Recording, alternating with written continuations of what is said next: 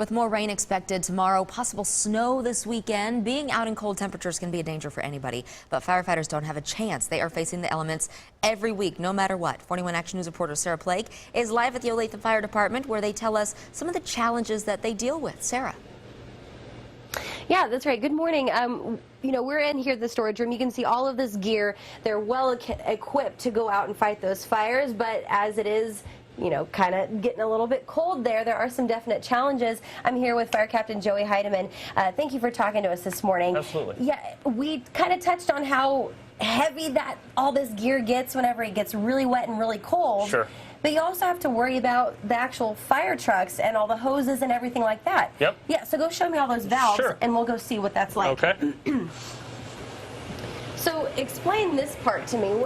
This controls... This is our pump panel. This controls, these are the controls for how we get water out of the fire truck, basically. So when we get to a fire, we hook up to a fire hydrant. Yep. A lot of people don't know how that works. We have a large diameter hose that hooks to the fire hydrant, and that brings water to the truck. So all that water that we're getting ready to put on the fire, we need to make sure that we control that as best we can so we don't turn the whole area into a giant ice rink. Right. It's a tough job because water goes everywhere, and when it's cold like this, it's going to be a problem.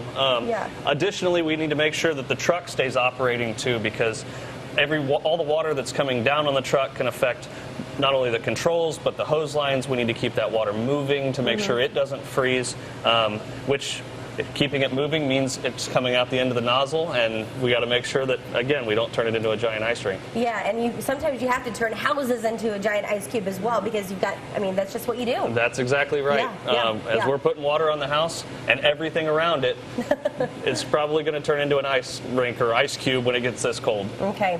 All right, good tips and just good advice for all of us to know that, you know, some folks really don't have a choice, but it's their job and they got to be out there keeping us safe. So I'll send it back to you guys.